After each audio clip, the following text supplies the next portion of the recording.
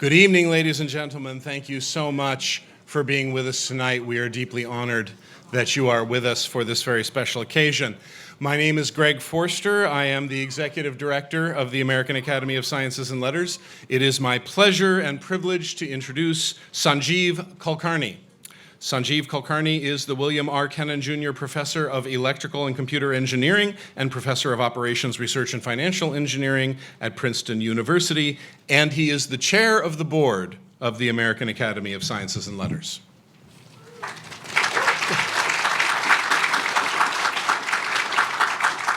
Thank you, Greg. We're delighted and honored to have all of you here tonight with us for the 2025 Investiture Ceremony of the American Academy of Sciences and Letters. Thank you for sharing this marvelous evening with us. On behalf of the board, we want to extend special gratitude to all of those whose efforts contributed to the hospitality that we're enjoying tonight. So Greg Forster, the Executive Director of the Academy, Karen Taliaferro,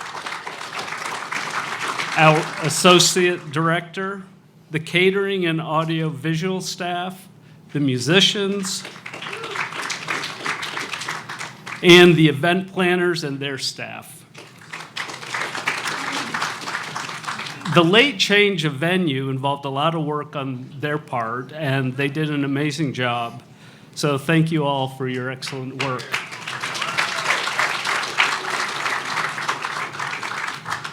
I would also like to recognize and thank our board members. We greatly appreciate your time and effort on behalf of the Academy, among your many other obligations. In particular, this year, 2 members of our board have taken on new roles. Our Academy President, Don Landry, has become the interim president of the University of Florida.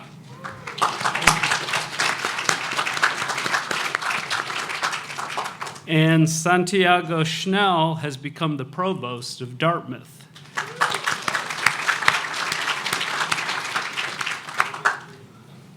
We're also delighted to have with us Maury Hosseini, chair of the University of Florida Board of Trustees. Where's Maury? Of course, we're grateful to our wonderful host, the White House Historical Association, for letting us hold this special event here at Decatur House while the Library of Congress is temporarily unavailable. This building, built in 1818 to 1819, was the first private residence in the White House neighborhood. It was designed by Benjamin Henry Latrobe, our country's first professional architect and engineer, and is a reminder of the role of the learned professions that they play in the advancement of civilization. Each year in this investiture ceremony, the Academy honors and celebrates individuals for their contributions in disciplines across the Academy. We look forward to honoring these scholars, and once again, we thank you again for being here with us tonight. Now we'd like to invite the choir to come forward.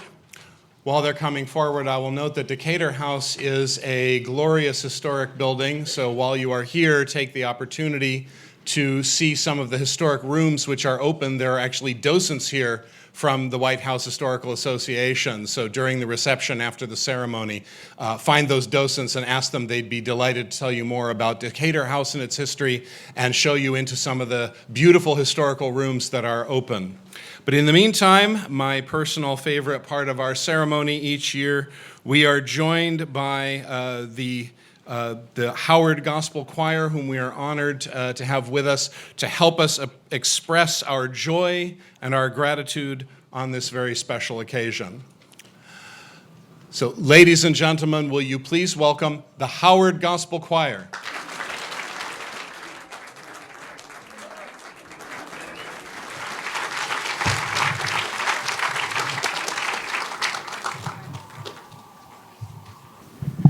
We're so honored and excited to be here with you all this evening. Howard, can we give this wonderful audience a round of applause?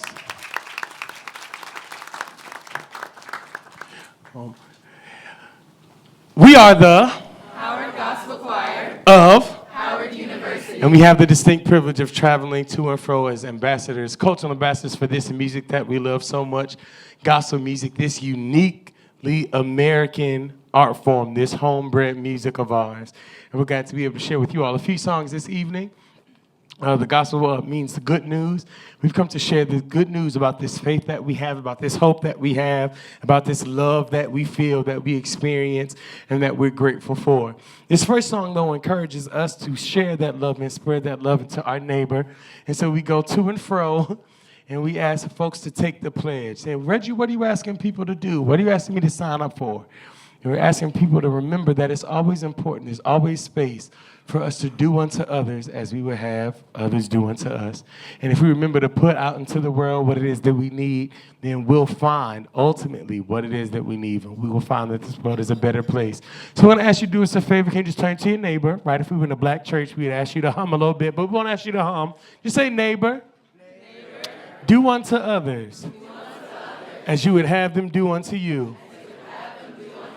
Now listen, we said we won't ask you to hum, but we will ask you to sing. Can you just echo me? And we want you to sing this little line, because the great Dr. Bernice Johnson Reagan said, you never know when you might need this song, when you might need this encouragement.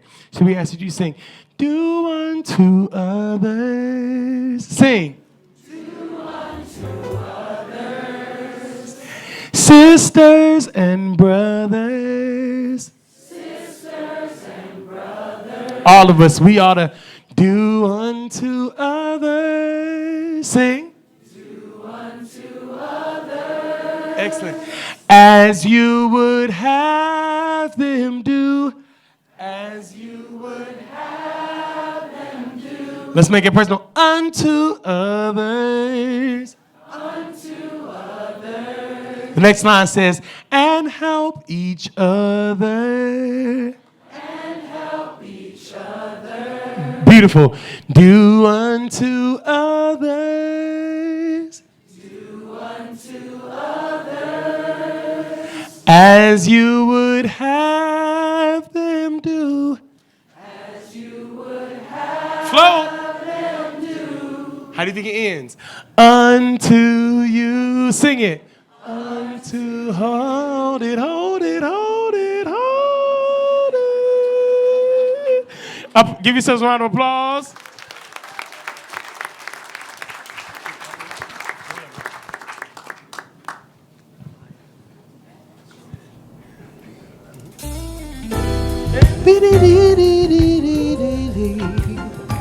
So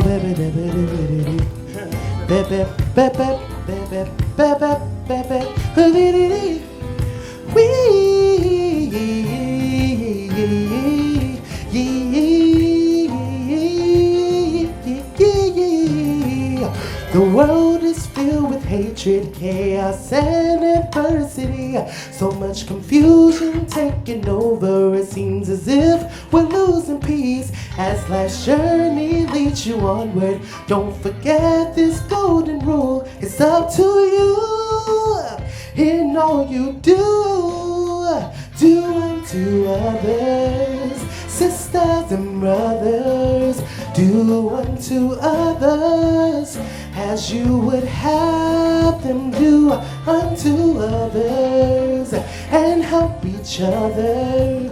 Do unto others as you would have them do unto you. Unto you. Sometimes life is overwhelming with its pain and suffering, and we are easily distracted when we pursue material things. Get to land ahead and lift up our fellow man. How will we then bring healing to our land? Oh, sisters and brothers, do unto others as you would have them do unto others, and help each other.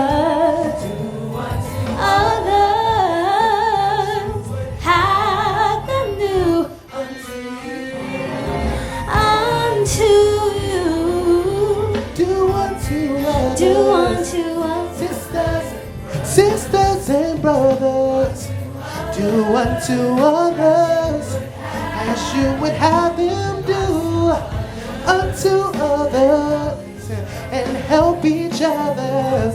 Others as you would have them do. Oh, love can heal all wounds, and sadness it will soothe with strength. We'll see the change. Day. Oh, love can heal. Yes, it can. And sadness it will soothe. With strength from above, we'll see the change. Do unto others. Do unto others. Do unto Others. Unto others. Do unto others. Have them do. unto others and help each other. Do unto others. You have them do unto others. Do unto as you would have them do. Have them do. Have them do, yeah. Have them do. Do unto others. Others. Do unto others. Don't you have them do. Do unto others. Have them do unto you. unto you.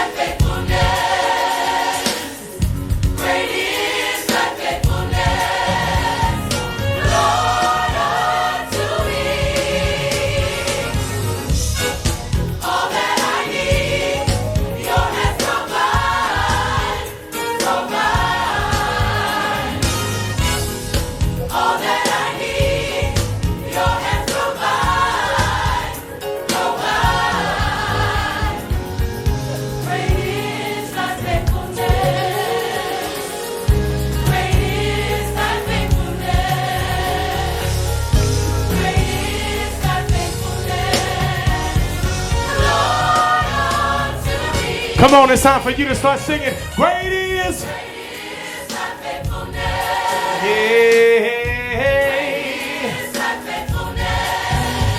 Great is your faithfulness, Lord God, unto me.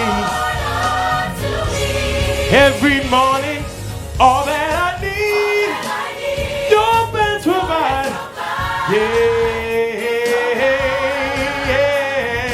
All that I need, your hands provide. So we sing. Great is thy faithfulness, Lord, every morning, Lord, unto me. Yeah, all that I need, say, God, you provided. Yeah, God, you make a way in the wilderness and rivers through the desert. All that I need, yes, Lord, I gave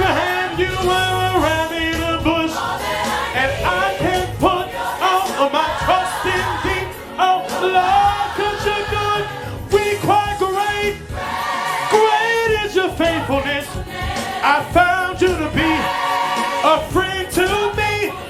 You are loving, you're kind, and you're present all the time. Great is your faithfulness, great is your love. Come on, testify. Great is your grace, great are your compassion and your mercy. Each and every day to me. Yes, Lord. Great is your faithfulness, oh Lord. Great.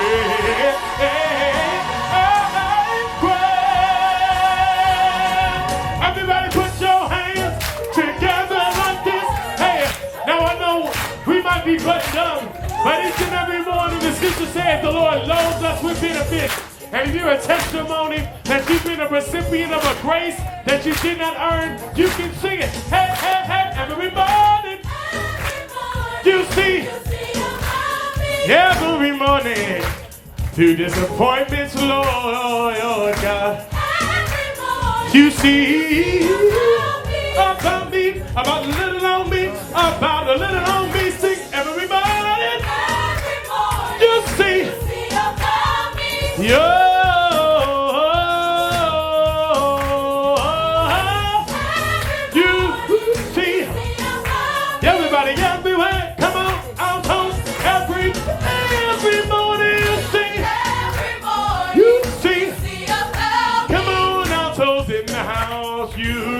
Sing along every morning. You see. Come on, come on, come on. In the house, come on. You lift it up. Sing every morning. You see. Come on and testify. Grace and mercy, Lord. Yeah, yeah. Yeah, yeah. You see about me. Come on. Sing Lord, I can testify that you've been a good God. Yes, Lord, you keep me from dangers, seen and unseen. You make me over and over and over again. Yeah, yeah. Grace, grace, grace upon grace. Yes, Lord, everybody. You see about me. Everybody sing every morning. Come on, put your hands together. Yes, Lord, we thank you for the way that you blessed us, the way that you kept us. You promised you never leave us nor forsake us. And our testimony says that you've been great and great God. You've been faithful time and time again. I found you to be a friend of failing, a great provider. You're my healer, and I bless you. Oh Lord, you are great. Yeah. Everybody clap. Lord, we love you, and we bless you, and that is the good news. Hallelujah. We thank you.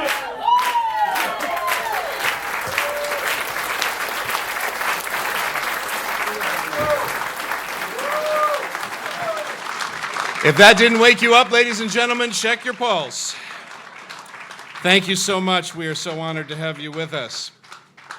Now I would like to ask our Academy President to bring forward the key to the Academy Register and conduct the investiture of Academy members. Donald Landry is the interim president of the University of Florida, and he is the president of the American Academy of Sciences and Letters.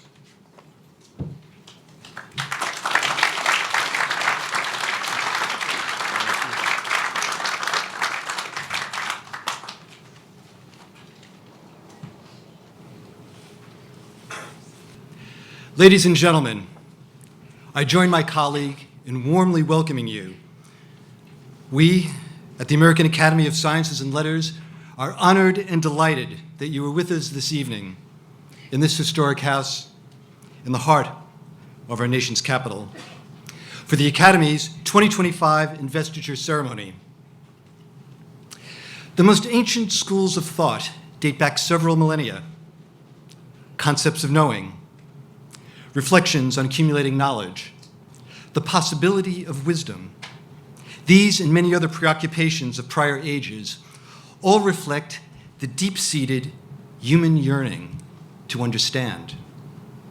The university, as a center of scholarly learning and teaching, began to emerge in Europe almost 1,000 years ago.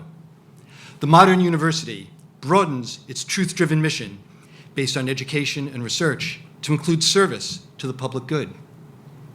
At its best, the modern university reflects and embodies the truth-seeking spirit of humanity at our best. How is such a university characterized? Robust academic freedom for faculty to identify and develop their areas and topics for investigation. Uncompromised academic excellence as we grope toward truth, recognizing that our grasp on any particular truth is provisional, subject to disconfirming data and contradicting insights. Academic freedom of expression, so important, we identify it as a right to disseminate freely new disconfirming data and contradicting insights in that contest of ideas that is so essential for truth-seeking. The unfettered right to teach and to learn, without which we have no university. And finally, institutional neutrality, under which university leadership at all levels speaks out only on issues of central importance to the mission of the university, so that all faculty and students are equal participants in the university's discussions and debates, not just those aligned with leadership. To hold all these commitments together requires that the university navigate tensions. Protections for robust expression of unpopular ideas must be combined with reasonable time, place, and manner restrictions. Restrictions that safeguard the right of others to teach and to learn, unburdened by the biases of leadership. Safety and order, as well as intellectual freedom and debate, must all be maintained. Violence, intimidation, disruption, unlawful incivility must be excluded. Within this framework, universities, at their best, advance teaching and learning, scholarship and research, and service, and are among the brightest gems of our civilization, truly representing us at our best. The daring enterprise of a civil community that genuinely seeks the truth has been challenged in recent years, and at some institutions more than others. An argument can be made that the land-grant universities, particularly those still faithful to the land-grant ethos of service to the public good, have flourished, even in difficult years. I would argue that this flourishing is exemplified by the University of Florida's commitment to truth-seeking and service, something I've become very familiar with just recently. Our College of Agriculture has an Institute of Food and Agricultural Sciences with active operations in all 67 counties of the state. Our College of Medicine has a university-owned hospital system strongly bonded to the underserved. Both are powerhouses of teaching, learning, scholarship, research, and service. Add to that 14 other colleges covering the expanse of human endeavor, and the burgeoning Hamilton School for Classical and Civic Education. And we begin to see how a truth-seeking culture of excellence, academic excellence, and free expression, civility, and service to the public good can be leveraged to the benefit of all. Of course, public service favors practical knowledge, and we honor the diligent pursuit of practical knowledge across the academic disciplines. Yet we also treasure knowledge for its own sake. Understanding our world more fully is inherently satisfying and enriching for us. To understand ourselves, to understand ever more fully what it means to be human, this is the pinnacle toward which we climb. The resolute pursuit of truth is not for the faint of heart. On the contrary, it requires bold questioning and fearless inquiry. It requires independence of mind it requires intellectual courage.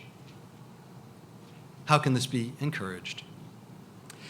Learned academies like this one first emerged in Europe in the 15th century. On this continent, they predate the founding of the US.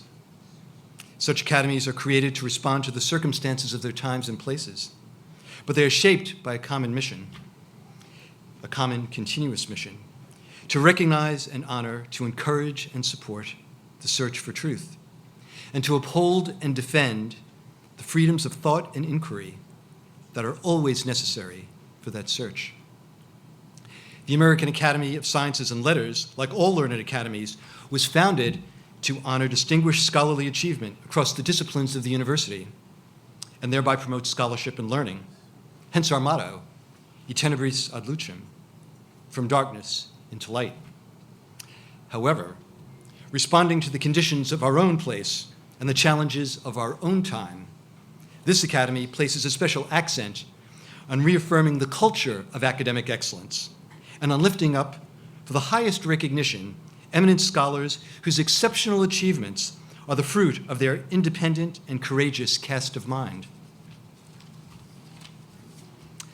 Members of the American Academy of Sciences and Letters are scholars who have made extraordinary contributions in the humanities, social sciences, natural sciences, mathematics, engineering, the arts, and the learned professions.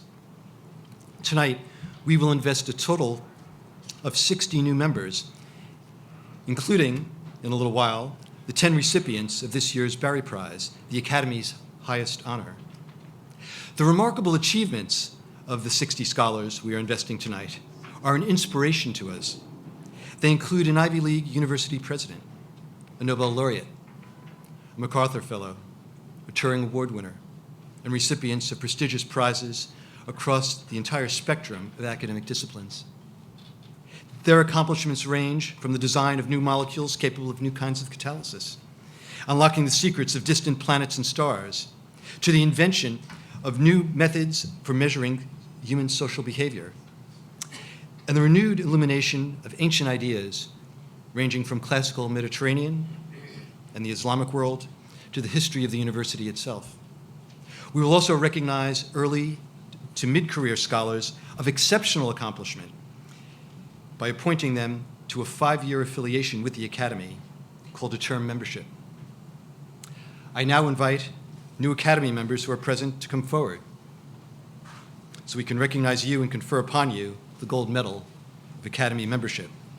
I also invited existing Academy members who have not previously been with us and come up on stage and be recognized. And I invite new term members present to come up and receive your appointment. All who come forward are invited to place their signatures in the Academy Register. Those not present tonight will be invested and appointed in absentia. Come forward.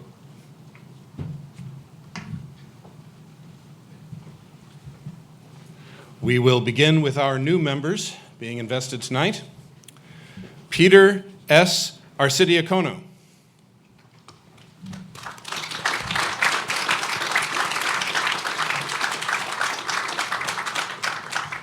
Peter S. Arcidiacono, William Henry Glasson Distinguished Professor of Economics at Duke University, whose path-breaking exploration of the impact of recent changes in university policies has challenged our preconceptions about the effects these changes are having on student demographics and outcomes.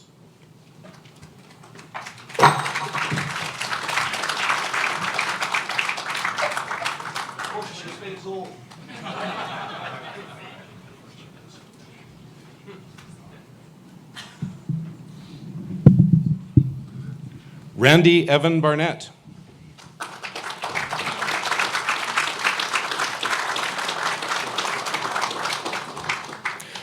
Randy Evan Barnett, Patrick Hotung Professor of Constitutional Law at Georgetown University, whose frequently honored work on constitutional theory challenges us to take seriously the primacy of respect for human rights in the legal logic and institutional structure of our political order.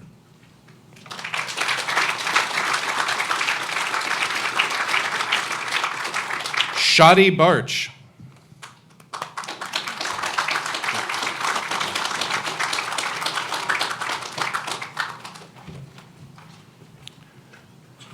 Shadi Barch, Helen A. Regenstein Distinguished Service Professor of Classics at the University of Chicago, whose innovative exploration of classical literature ranges from tracing the influence of ancient Greek thought in China to a fresh translation of Virgil's Aeneid for a new generation of readers.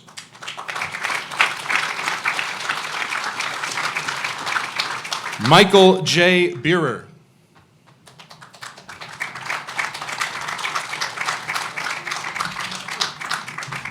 Michael J. Beerer, Vice Chancellor and Director of the Winthrop P. Rockefeller Cancer Institute at the University of Arkansas for Medical Sciences, whose prize-winning work in oncological medicine has advanced our understanding of ovarian, endometrial, and cervical cancer, as well as our capacity to provide excellent care for cancer patients.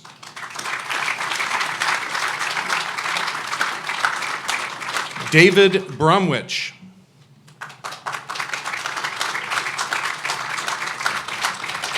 David Bromwich, Sterling Professor of English at Yale University, whose influential work on the intersection of literature, morality, and politics in the 18th century is complemented by his defense of liberal education against political encroachments from both sides of the aisle. Ooh. Watch those boxes. Jennifer Louise Burns.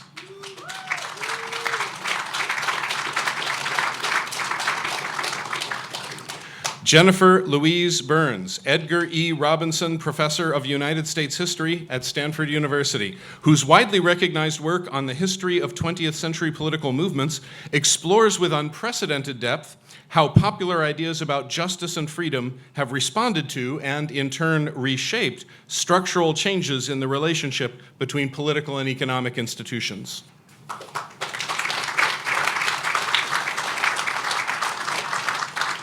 Michael Cook.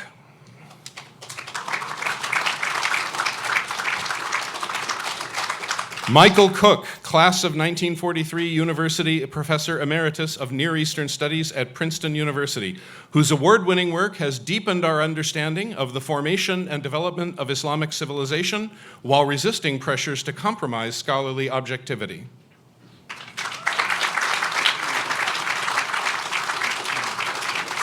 Lida Cosmides.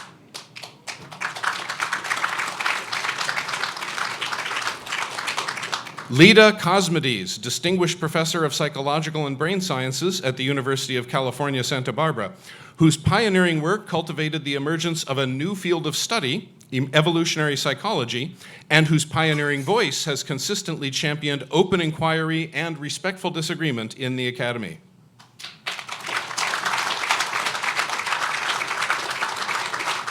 Stephanie A. DeLuca.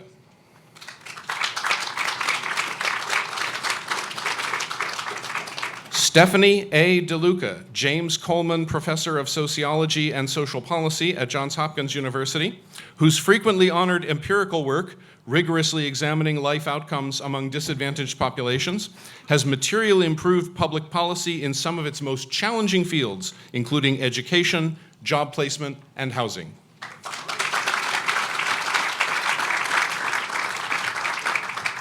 Igor R. Efimov.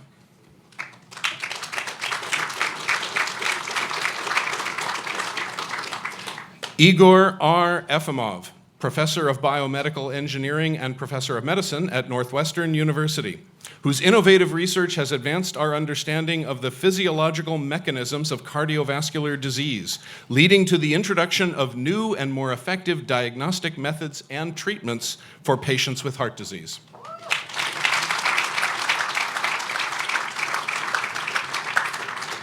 E. Wesley Ely.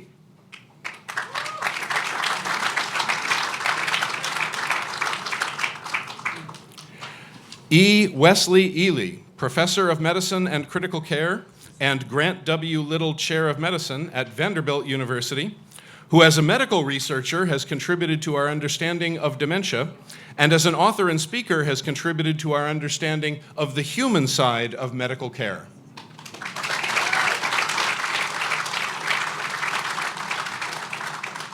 Brian Garston.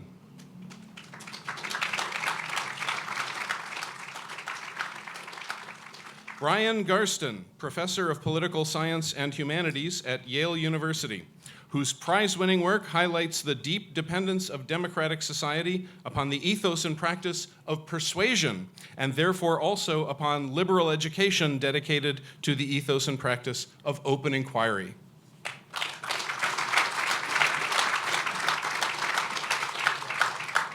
Brad S. Gregory.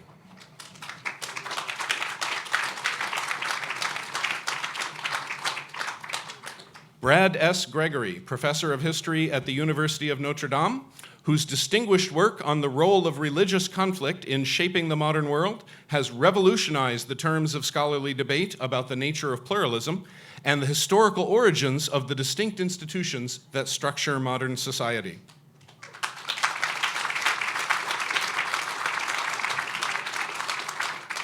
Stephen H. Haber.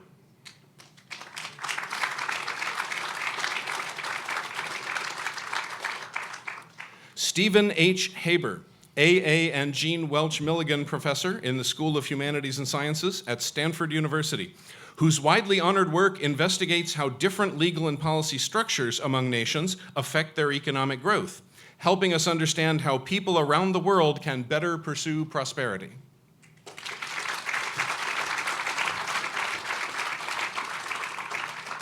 William Happer.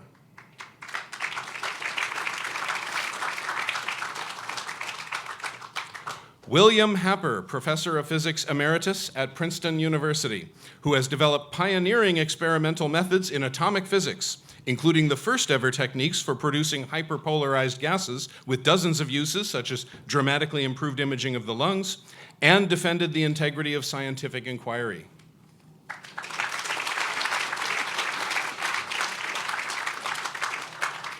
Gail L. Harriott.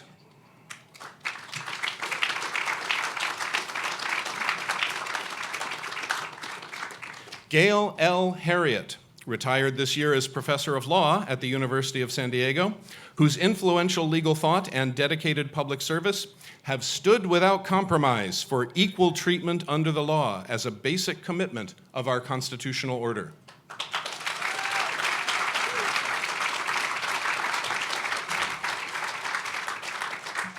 Gene Andrew Jarrett.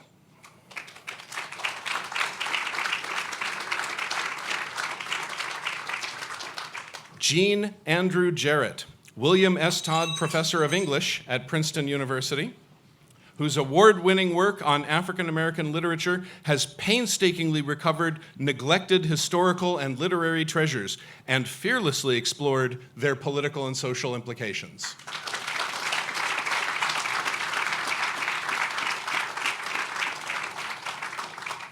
Limor Joshua Torr.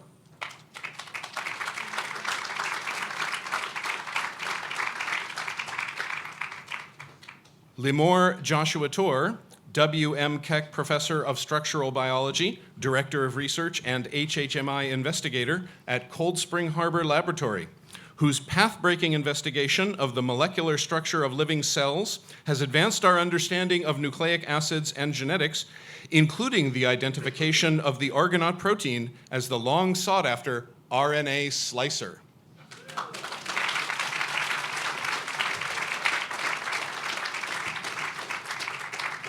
Alexander V. Kabanoff.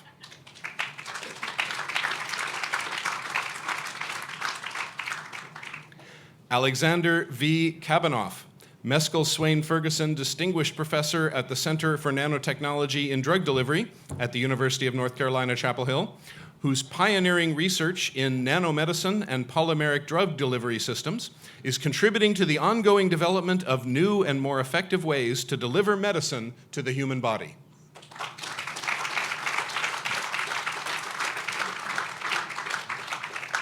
Prashant V. Kamat.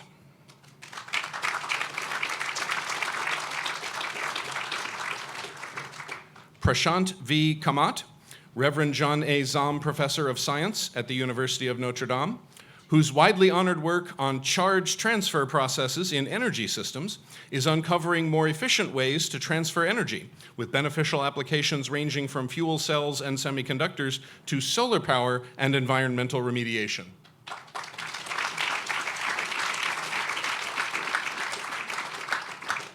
Stephen D. Leach.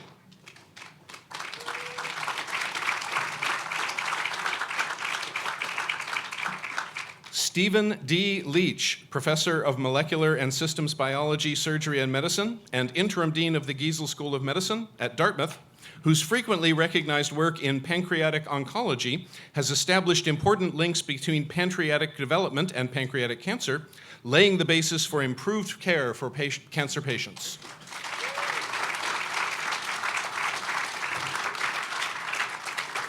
Paul E. Peterson.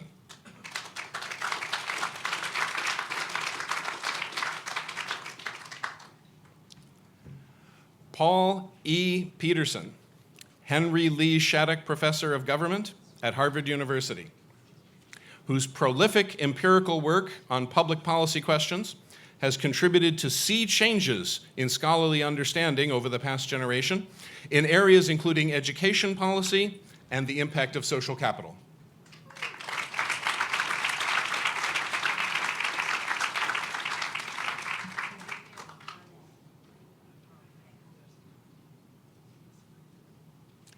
Howard A. Stone.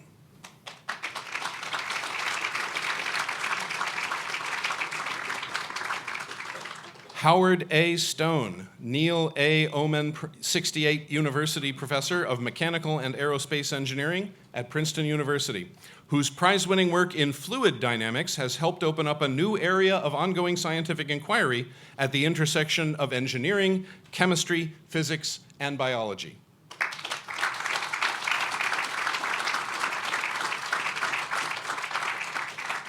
Stephen M. Tellis.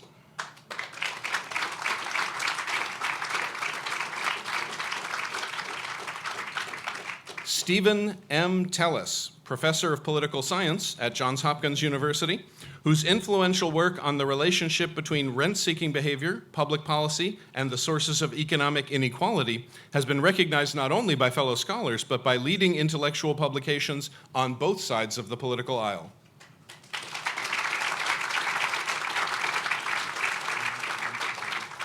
Carl Albert von Bibber.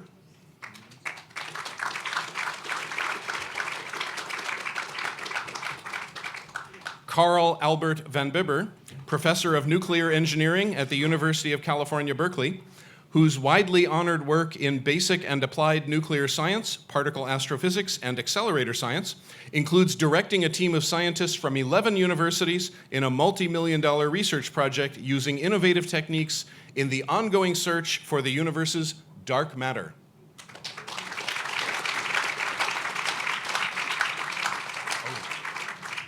Gil Zussman.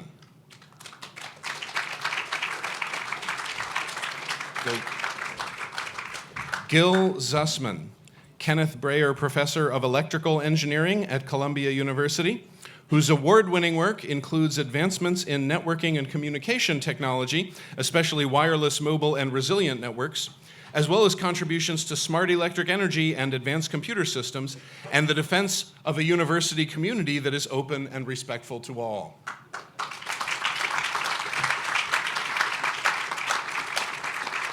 We will now honor 3 existing members who have not previously been with us on stage. Paulo G. Carrozza.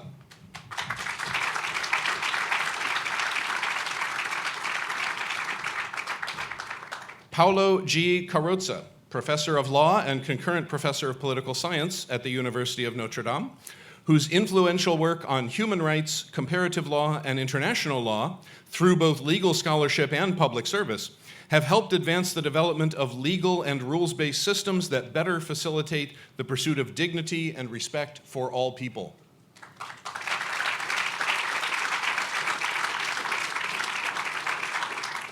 Percy Deift.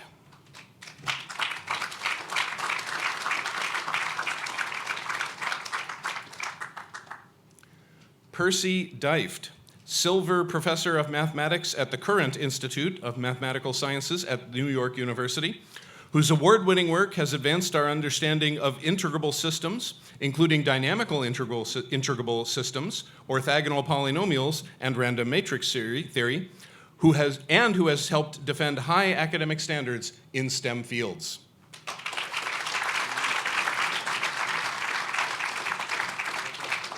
William G. Howell.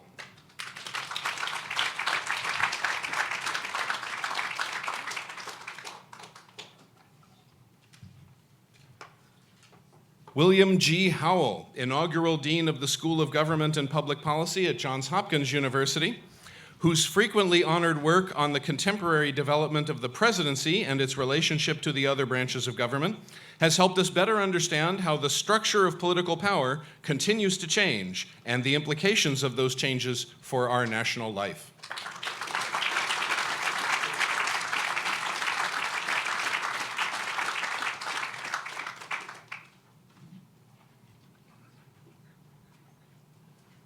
We would now like to ask both of our new term members who are with us tonight to come up together and receive your appointments. Connor Grubach and Avshalom M. Schwartz.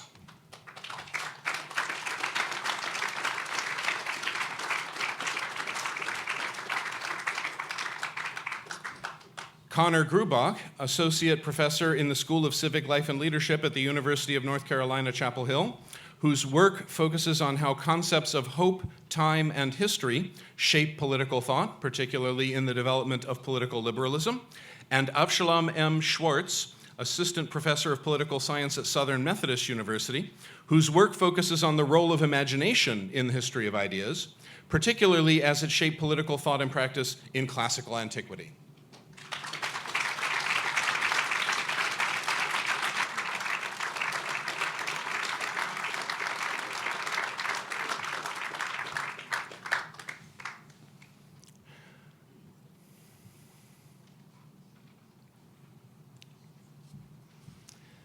On behalf of the Board of the American Academy of Sciences and Letters, I hereby invest you as members of the Academy, or appoint you as term members, with all rights and privileges thereunto pertaining. Congratulations.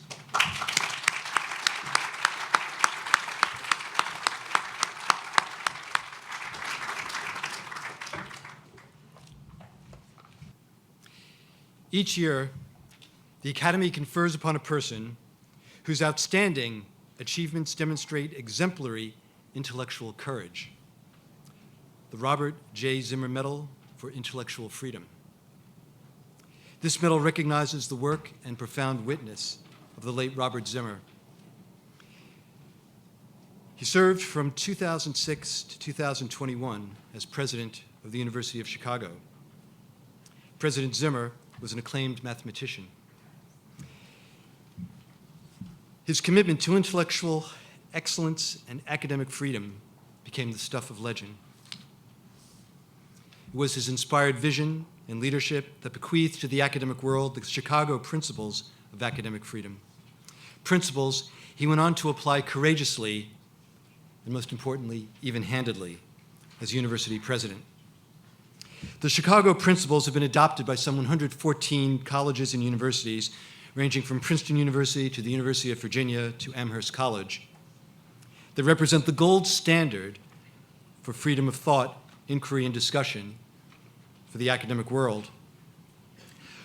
President Zimmer passed away in 2023, a terrible loss for his family, his university, for all who labor in the vineyard of higher education.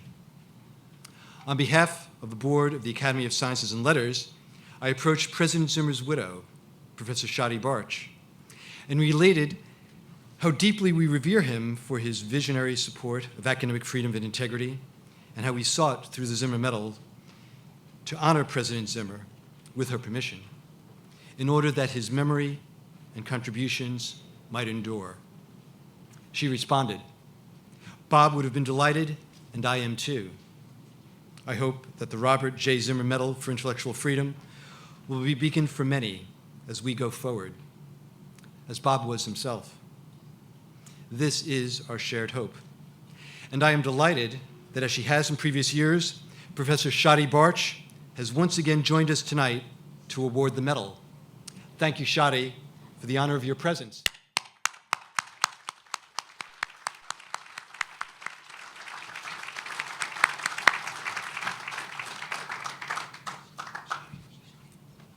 Each year, as we prepare to award the Zimmer Medal, we ask ourselves, who could merit such an award for extraordinary courage in the exercise of intellectual freedom? The board of the Academy unanimously chose to confer the 2023 Zimmer Medal on Sir Salman Rushdie, the globally famed novelist who has endured decades of threats and attacks for freely expressing his ideas with determined resolve.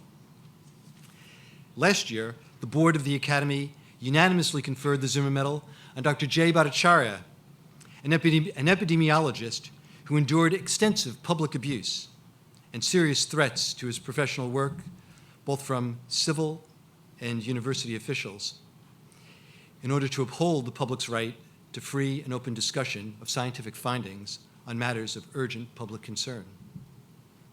This year, the Academy Board has unanimously chosen to confer the Zimmer Medal upon Dr. Paul McHugh of Johns Hopkins University. For over 30 years, Dr. McHugh has been at the forefront of psychiatric theory and practice. In 1975, he co-published a mental state exam that remains one of the most widely used diagnostic test tools in the field of mental health. He was chair of psychiatry at Johns Hopkins University from 1975 to 2001, where his research on neuroscientific foundations of motivated behaviors, psychiatric genetics, epidemiology, and neuropsychology, neuropsychiatry, undergirded one of the most widely influential schools of thought in his field. His honors are too numerous to recount, but I will mention that I was honored to serve with Dr. McHugh on the President's Council on Bioethics, where Dr. McHugh served from 2002 to 2009. My recollections and impression of him over my comparatively short term on the Council are captured in the word sage. The Robert J. Zimmer Medal for Intellectual Freedom exists to uphold the highest standard of integrity in humanity's pursuit of knowledge by honoring those who demonstrate extraordinary courage in the exercise of intellectual freedom. From his earliest work to today, on issues ranging from repressed memory to human sexuality to human cloning, Dr. McHugh has inflexibly resisted intense pressures from both the public and his own profession to compromise scientific standards of evidence and analysis. Time and again, he has stood out as a model of scholarly integrity, owing to his courageous choice to follow the evidence wherever it leads, analyzing it with dispassionate rigor. One thing that has particularly stood out to me is Dr. McHugh's relentless focus on patient outcomes. He has resisted the pressure of popular passions, not in obedience to any ideology, but from a genuinely open-minded scientific search to find out which treatments are shown to serve his patients best. He loves his patients, and he knows well that he's helping no one if he is not telling them the truth. Dr. McHugh's example, like that of Sir Salman and Dr. Bhattacharya, reminds us that the only thing more costly than standing up for intellectual freedom would be failing to take that stand. I now invite Professor Shadi Barch and Dr. Paul McHugh to come to the stage.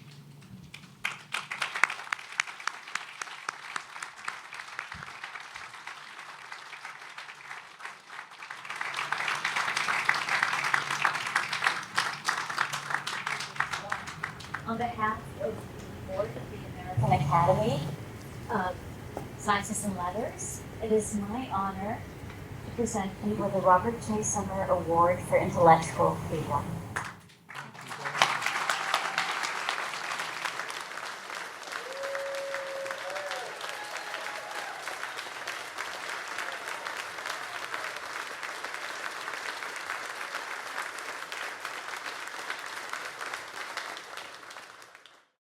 I now invite the Honorable Mary Ann Glendon, Learned Hand Professor of Law Emerita at Harvard University, a member of the Academy Board, to come on stage to conduct a conversation with Dr. McHugh about his work.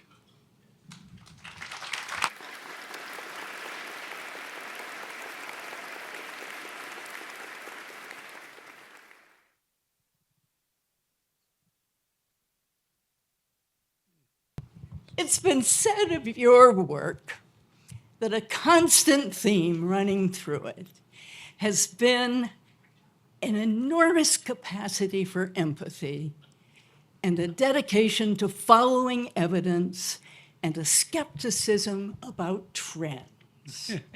And those latter two qualities have on occasion brought you into the center of controversy. Yes.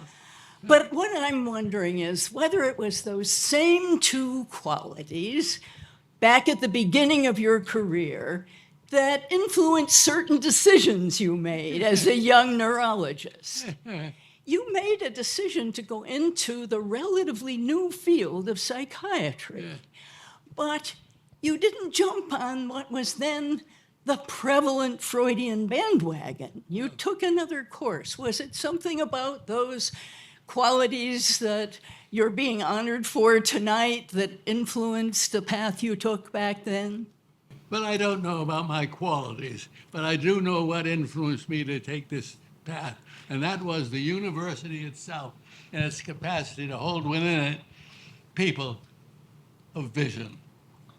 I was at Harvard Medical School in the early 1950s, in the midst of the psychoanalytic prominence, and I was drawn to it because I liked the young students that said they weren't going to go that way, and I liked them. They were very bright and gifted. But, you know, in medical school, it's more of a trade school than it is many ways. You got to cram a lot of facts into your head so that you can be prepared to care for patients. And you don't think too much about those facts because they have so many of them to cram in. And then when I got to be a medical intern at the Peterman Brigham, I had an encounter with the university that was terribly important. George Thorne was the Hersey Professor of Medicine and head of the medical department at the Brigham. And in the fall of each year, he would call each of his interns in and talk to them about their future. And so I went into George Thorne's office thinking, well, this is going to be pleasant. And he asked me what I thought I was going to do the next year after my internship. And I said, well, I thought I might go into psychiatry at the Boston Psychopathic Hospital and perhaps even think of psychoanalysis. And George said, that would be a big mistake. He said, and now, at this moment in time, I think that the psychoanalytic movement has done as best it can, and it's not going to go much further. And the reason, he said, is because they don't know anything about the brain. They know a lot about, and have opinions anyway, about the forces unconscious that within us. But whether those are the adequate explanations, I don't know. So I recommend that instead of following this traditional course that you have, that you do some time in neurology and then think about where you're going to go. And so this was before the term neuroscience even appeared. We're talking October of 1956. He said, now think that over, and if you decide, I'll make sure you get a good appointment. Those were the days when the professors of medicine could call the shots, you know, before the computer methods and all of that. So it was very amusing, really, in one level, and very daunting on another, because he was saying something I never heard before at the Harvard Medical School or the Harvard hospitals. And it meant that I was going to take a new turn that nobody else was taking. So, by the way, I thought I had to find spiritual support for that. And I went off for a retreat, a weekend retreat at the Trappist Monastery in Spencer, Massachusetts. I don't know if you know that. Yeah, I do. It was a very nice place. I went over there, and after that, I said, well, you know, he's asking me to do something very different. But he's the Hersey Professor of Medicine at Harvard, and I'm just a kid from Lawrence, Mass. I better do what he says. And so I did. And it wasn't any time at all when I began at the Mass General with Ray Adams and those wonderful people, Victor, Morris Victor and E.P. Richardson and people like that, that I realized that the psychoanalytic method was not really a medical method. It was much more a deductive method in which they made claims about knowing the deeper forces that their keys, like dream analysis and things of that sort, would reveal. Whereas medicine was a more inductive method in which you applied knowledge from the anatomies and physiologies and things of that sort to explain the disorders in front of you. And after that, I was on my way in a different direction. George Thorne never told me that I'd be hacking a path rather than following a trail, and in the process irritating quite a few people. But it didn't seem to matter much to me. I was going. So that's the first thing from the university and the treasure of truth in the university. And after I finished at the Mass General, I decided, and it was recommended, that to follow an empirical work would be to take me to the psychiatry services in London, the Institute of Psychiatry, the Maudsley Hospital. And there I met another person and had an encounter with him that was very interesting. I arrived at the Maudsley at the beginning of the academic year, and the professor and director of the institution. Am I going on too long with this? Oh, this is what people want to hear, is how. It was very interesting. How did the great Dr. McHugh get started on this? You figured out the brain had something to do with it. Yeah. Well, that's what I was thinking when Dr. Landry was talking about how important the university is, because it harbors people telling various important truths that affect the young person's direction. And as I said, it wasn't anything so much about me. However, when I got to the Maudsley, it was the beginning, and Sir Aubrey Lewis, who was the director, he's a wonderful person too, was starting the year off teaching, and he gave the first lecture, and the first lecture was on witches in Salem, Mass. A place we know well. A place we know. Well, it was very close to where we grew up. And I thought, wow, this is amazing. I've come across the Atlantic and hearing about the Salem witches, which I know pretty well. But at that time, the interest in the witches had been inspired in part by the McCarthyite movements and various kinds of threatening things, and the Crucible on. So after the lecture, I chatted with the professor and said, are you talking about the witches because of American politics? And interesting, that's interesting. He said, you Americans all think that anything we talk about is about you. I had no interest in the American politics. I gave that first lecture because I think that we students of mind and behavior have a great responsibility, because our teaching and often our theories and all create mysteries that really turn out to be not correct. And those like witches, and looking closely at the witch method. And so that struck me as, wow, maybe I ought to be careful about what I think and do, because it might be creating more witches over this guy.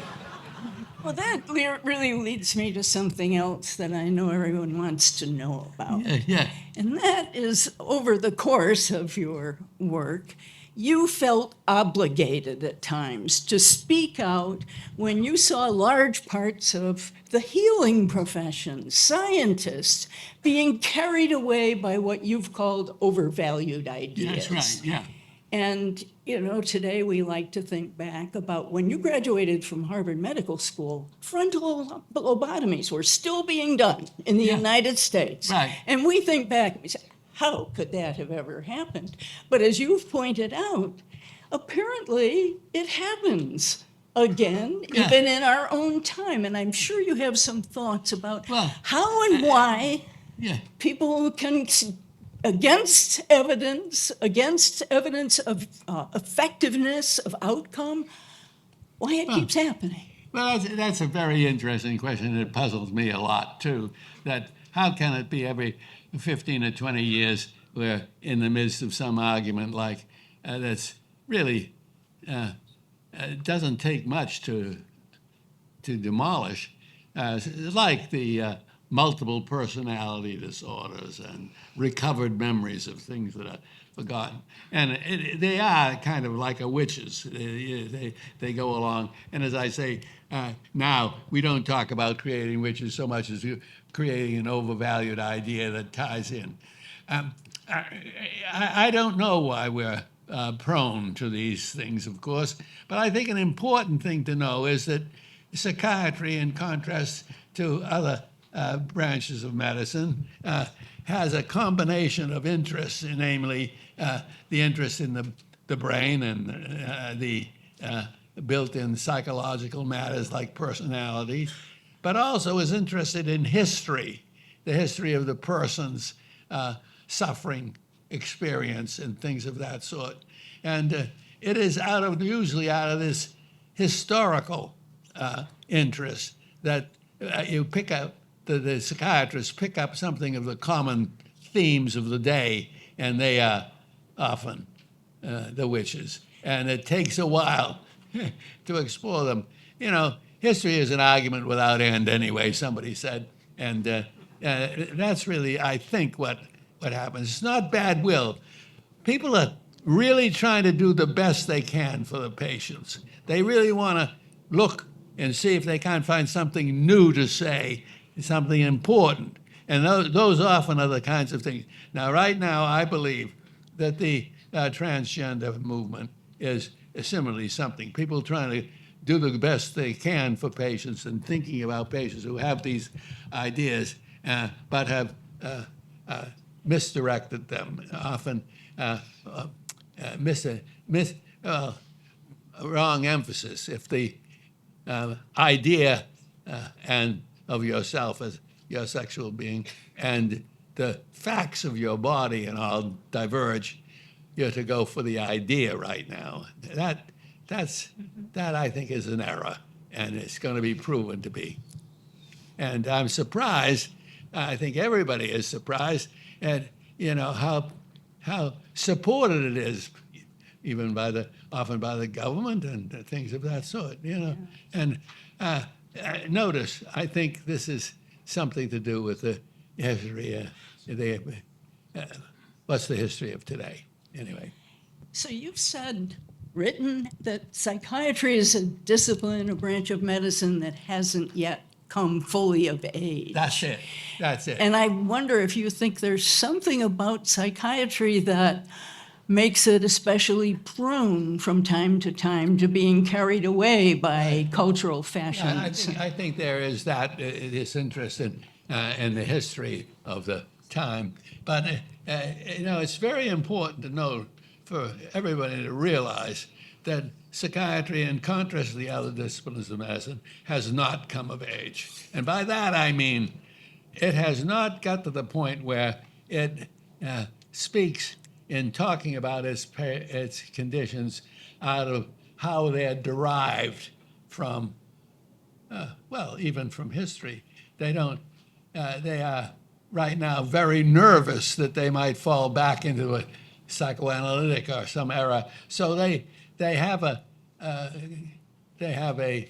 diagnostic manual that if you look at it, it's not like a medical manual like the ICD.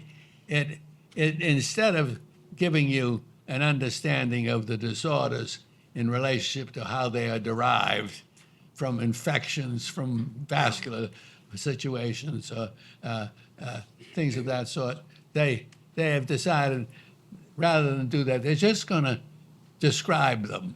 And by the criteria of description, you make your diagnosis. Well, that's like a field guide.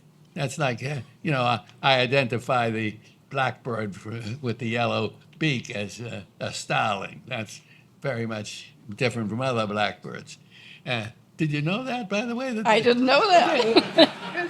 There's a little fact for you. The blackbird with the yellow bill is a starling. And it's very interesting why there are so many in America. The DSM is a field guide. It is not a classification. Classifications in medicine do the other. And we're stuck until we bring forth, and I think that's been an important part of my work. I've been trying to bring forth an idea on a set of foundations on which you can talk about the derivations of the illness. You yourself have really helped that infant discipline start to come of age as a scientific researcher, as a clinical psychiatrist, as the author of pathbreaking books and articles. I am wondering, as you look back on that work in so many branches of medicine, what do you, Paul McHugh, find the most satisfying? What gives you, when you think about where psychiatry was and how it has become really a major phenomenon? Well, two things in answer to that. First of all, the thing that gives me most satisfaction in life is that I've been a part of my times. More important than almost anything. I've met such wonderful people like yourself, Dr. Cass or Dr. Don Landry and people like that. That's been wonderful. And I think I look back on it and I say, well, at least I was a player. You like that. Yeah.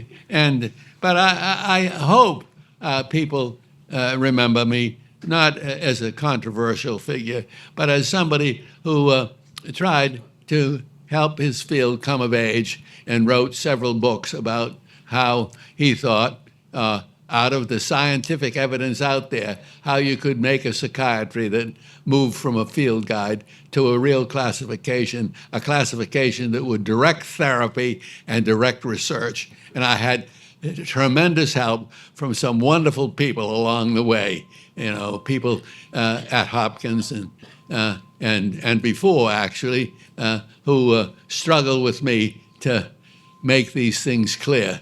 And several of them are here, but Tim Moran, my co-author of many papers, is especially important to me. Well, I have one last question. Yeah, it's wonderful. I hope you're enjoying this, by the way. I'm having a good time. So here's another question I Yes. think everyone wants to hear an answer to.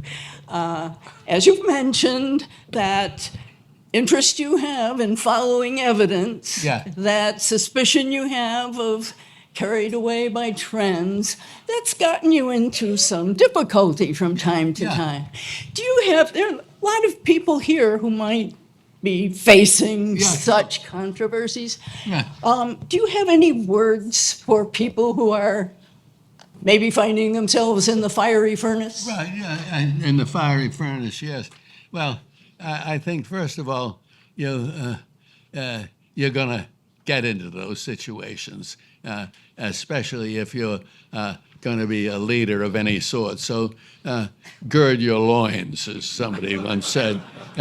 On the other hand, don't forget that I do believe that the arguments that I get into, and that sometimes I thought people really wanted to silence me, that ultimately the truth will out, and stick to your guns. And if you're wrong, you'll soon find that out. Well, it only remains for me, Dr. McHugh, to thank you for this conversation, for the great intellectual courage that we honored Thank you tonight. very much.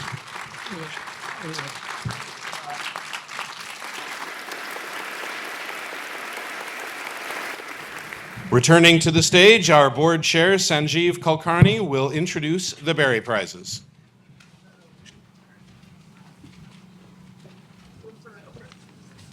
Thank you, Greg. The Berry Prize for Distinguished Intellectual Achievement is awarded to scholars who advance the knowledge and well-being of humanity through their outstanding work in the humanities, social sciences, natural sciences, mathematics, engineering, the arts, and the learned professions. With us tonight, I believe we have several previous winners of the Berry Prize, including Robert George, William Chester Jordan, Anna Krylov, and Ruth Okediji. And I believe we also have last year's Zimmer Medal recipient, Jay Bhattacharya. Could I ask all of you to stand and be recognized?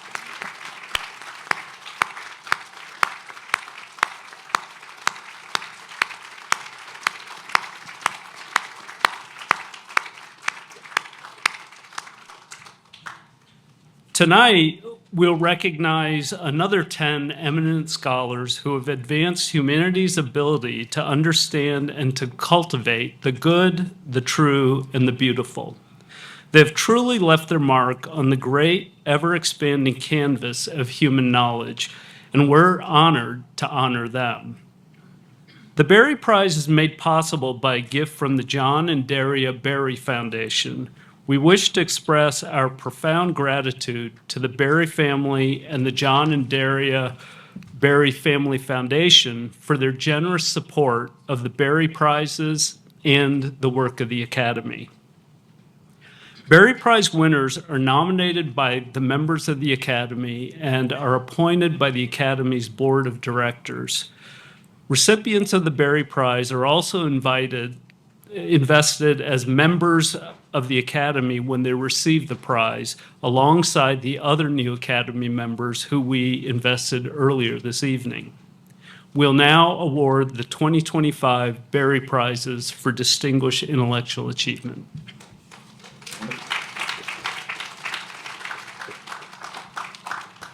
Our first Berry Prize will be presented by Barry Honig. Barry Honig is professor of biochemistry and molecular biophysics and systems biology and professor of medical sciences at Columbia University, and he is a member of the board of the American Academy of Sciences and Letters.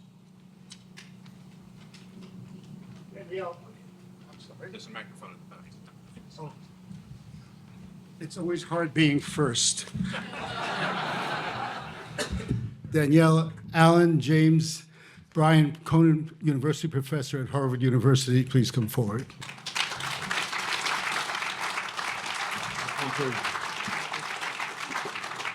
Yes.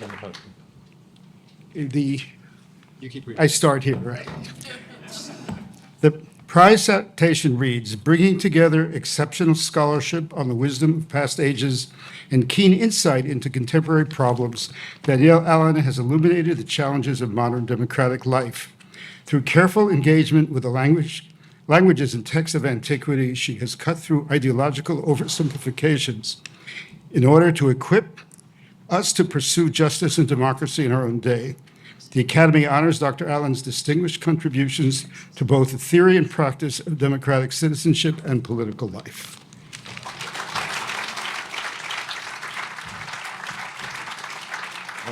No. Turn around and face him. Turn around. There you go. There we go. Just our first one. It's Barry. Congratulations. It's our honor on behalf of the board of the American Academy of Sciences and Letters to award you this 2025 Berry Prize for Distinguished Intellectual Achievement.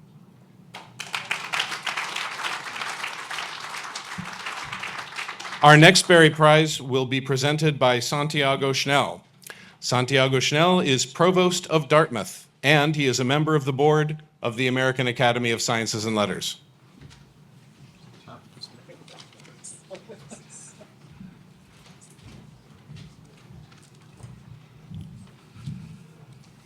HRP Beansley, Professor of Planetary Science at the Massachusetts Institute of Technology. Would you come forward, please?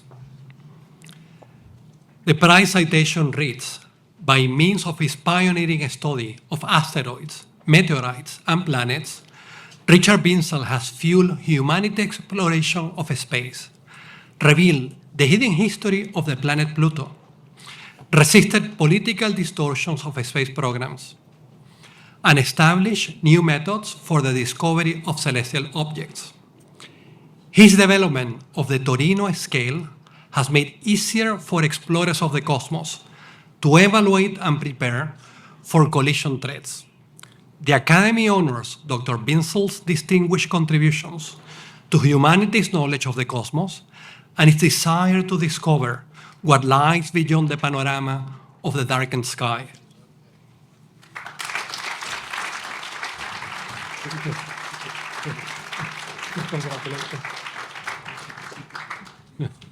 Don't turn.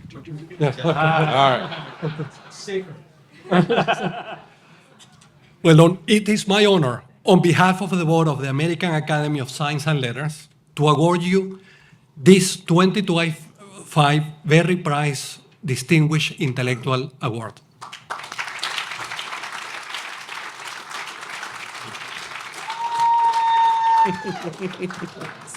Our next Berry Prize will be presented by Brandis Keynes-Roan. Brandis Keynes-Roan is Professor of Political Science at Stanford University and Maurice R. Greenberg Senior Fellow at the Hoover Institution, and she is a member of the board of the American Academy of Sciences and Letters. Janet M. Steffensmeyer, Distinguished University Professor, Vernal Rife Professor of Political Science, and Professor of Sociology at The Ohio State University. Would you please come forward? The prize citation, yes. Well, I'm following Greg's instructions carefully.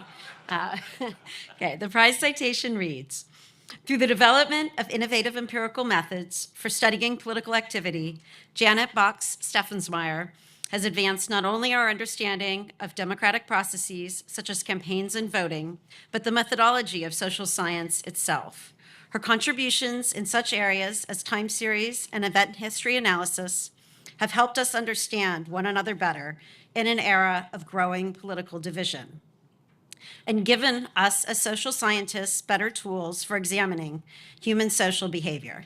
The Academy honors Dr. Box Steffensmeyer's distinguished contributions to humanity's understanding of democratic political life and to our methods of social analysis.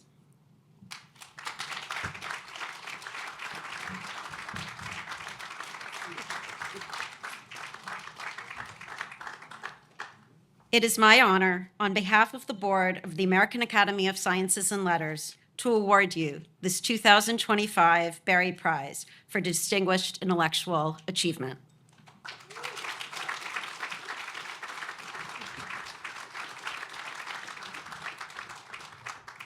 Our next Berry Prize will be presented by Karen Taliaferro. Karen Taliaferro is Associate Professor of Humanities in the Hamilton School at the University of Florida, and she is Associate Director of the American Academy of Sciences and Letters. Charles E. Butterworth, Professor of Government and Politics Emeritus at the University of Maryland. Would you please come forward?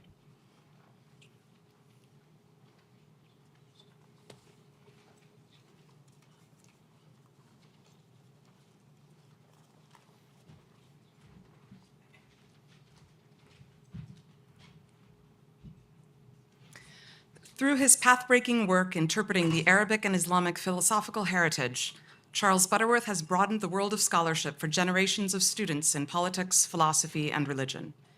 In studying the timeless question of how human reason relates to texts that present themselves as divine revelation, he has provided scholars around the world with intellectual resources for inquiry into the good life.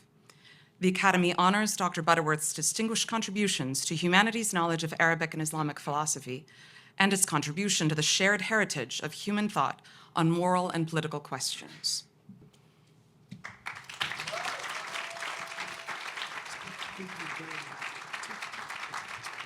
It is my honor, on behalf of the board of the American Academy of Sciences and Letters, to award you this 2025 Berry Prize for Distinguished Intellectual Achievement.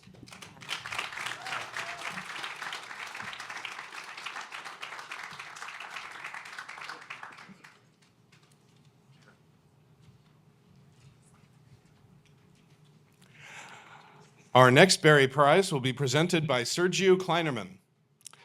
Sergio Kleinerman is the Eugene Higgins Professor of Mathematics at Princeton University, and he is a member of the board of the American Academy of Sciences and Letters. Sylvester James Gates Jr. He has a Clark Leadership Chair in Science. He's a Physics Department professor in School of Public Policy, professor at University of Maryland. Would you please come forward?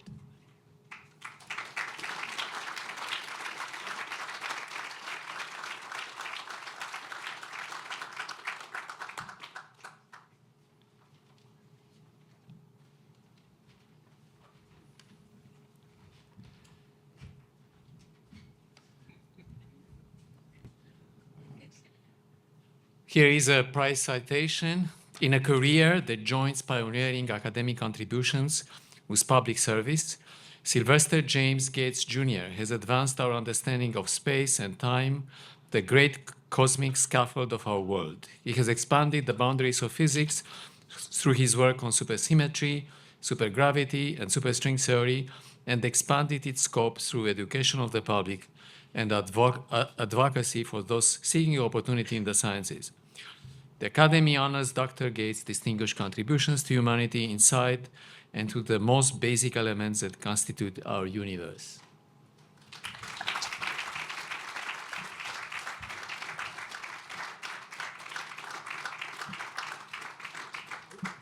It is my honor, on behalf of the board of the American Academy of Sciences and Letters, to award to you the 2025 Berry Prize for Distinguished Intellectual Achievement.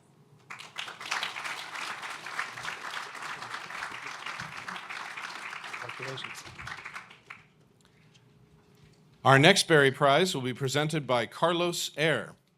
Carlos Ayer is the T. Lawrenson Riggs Professor of History and Religious Studies at Yale University, and he is a member of the board of the American Academy of Sciences and Letters.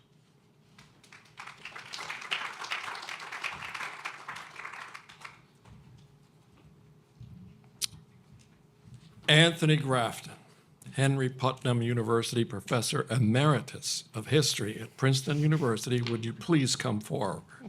The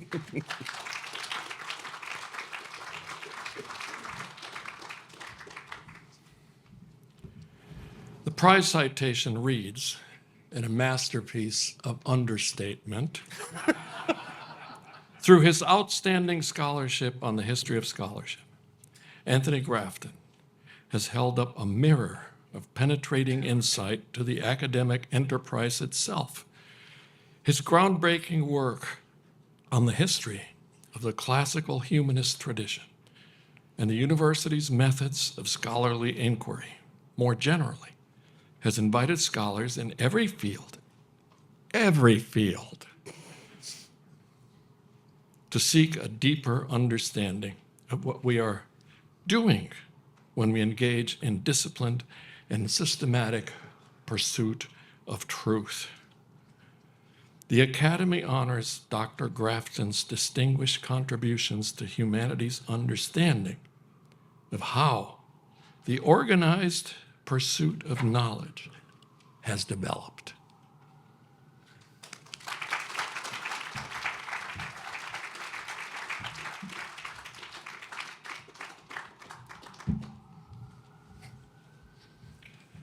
It is my deepest, and I could keep adding deepest, honor on behalf of the board of the American Academy of Sciences and Letters to award you, Tony, this 2025 Berry Prize for Distinguished Intellectual Achievement.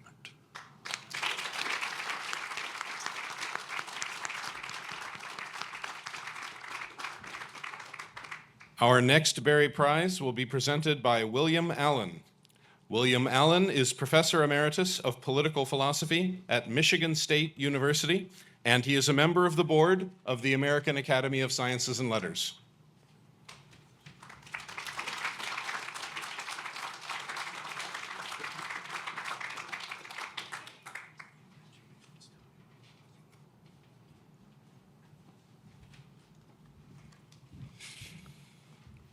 Philip Hamburger, please come forward.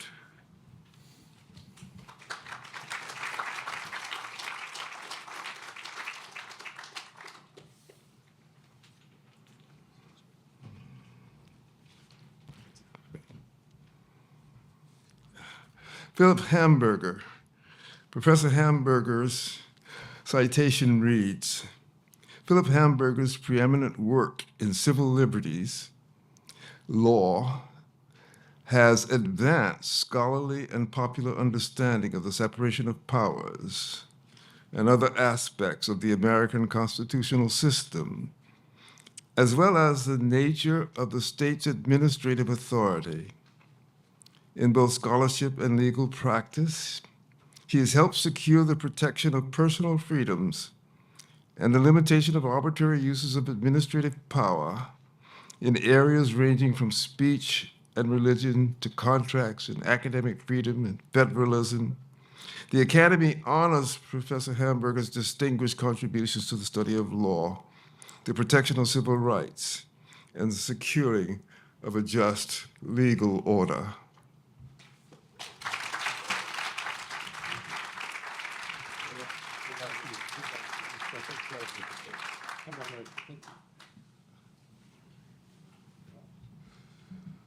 I'm honored to present you the 2025 Barry Award on behalf of the American Academy of Sciences and Letters for your distinguished intellectual accomplishments.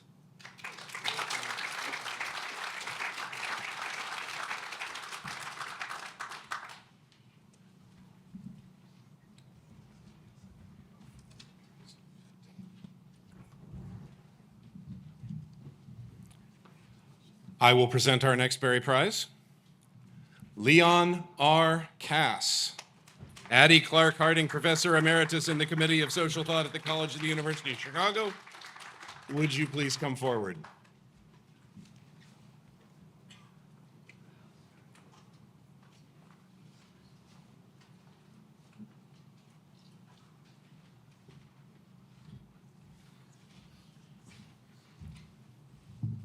The prize citation reads, as a physician, molecular biologist, and lifelong scholar of humanist and religious thought, Leon Cass has brought his love of learning to bioethics policy and to the fundamental questions of human experience. In scholarly work spanning the humanities, the sciences, and religion, as well as in public service, Dr. Cass has relentlessly reminded us to ask what it means to be human, and to be aware of how technological development may be altering that understanding. The Academy honors Dr. Cass's distinguished contributions to humanity's quest to understand itself and its world as it shapes its future in an era of unprecedented technological change.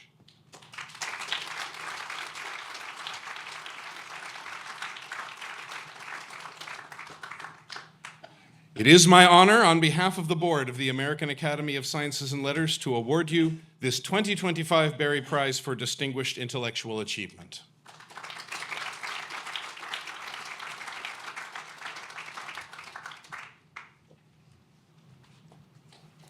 Our next Berry Prize will be presented by Margaret Chisholm. Margaret Chisholm is Professor of Psychiatry and Behavioral Sciences and Professor of Medicine at Johns Hopkins University, and she is a member of the board of the American Academy of Sciences and Letters. David A. Relman. Thomas C. and Joan M. Merrigan, Professor of Medicine and Professor of Microbiology and Immunology at Stanford University. Please come forward.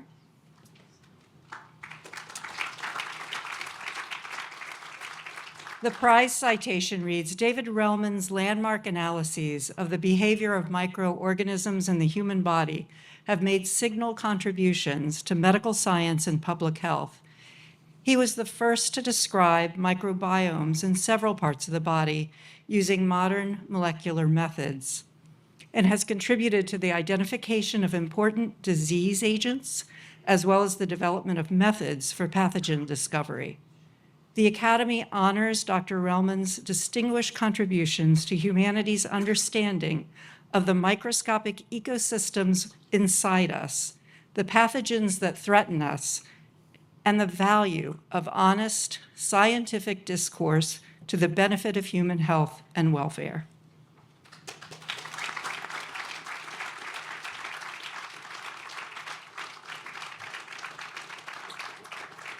It is my honor on behalf of the board of the American Academy of Sciences and Letters to award you the 2025 Berry Prize for Distinguished Intellectual Achievement.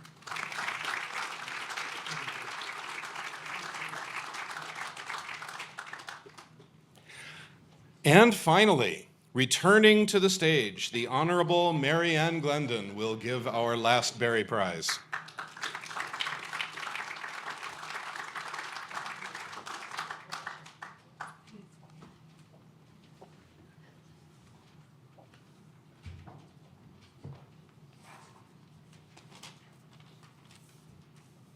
Joseph H. Weiler, University Professor in the School of Law at New York University, Senior Fellow at the Minda de Gunsberg Center for European Studies at Harvard University. Would you please come forward?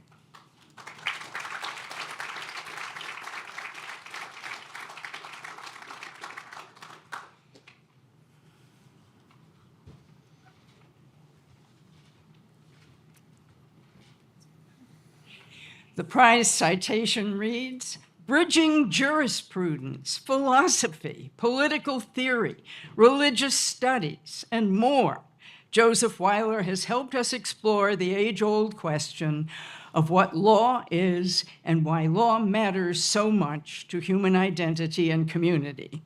His contributions on questions involving human rights, European integration, international and comparative constitutional law have helped us do justice in ways that respect our individual and community humanity.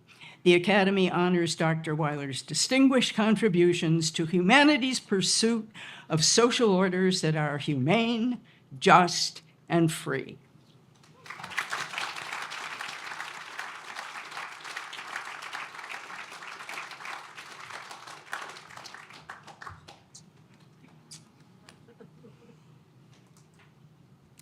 It is my honor on behalf of the board of the American Academy of Sciences and Letters to award you, Joseph Weiler, this 2025 Berry Prize for Distinguished Intellectual Achievement.